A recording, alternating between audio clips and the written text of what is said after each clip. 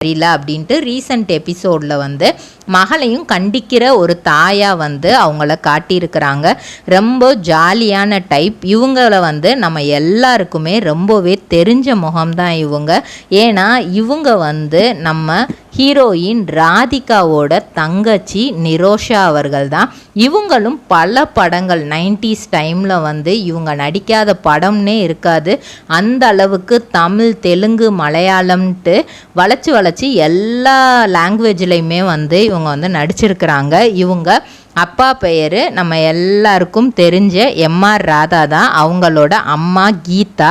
இவங்க வந்து ஒரு ஸ்ரீலங்கன். இவங்க கொழம்புல தான் வந்து பிறந்திருக்கிறாங்க. 1971 பாக்குமட்டை தயாரிக்கும் மிஷின் கிடைக்கும். அதற்கான ரா மெட்டீரியல்ஸையும் வருடம் முழுதும் நாங்களே சப்ளை செய்து வருகிறோம். நீங்கள் செய்யும் தட்டுகளை நாங்களே எடுத்துக்கொள்கிறோம்.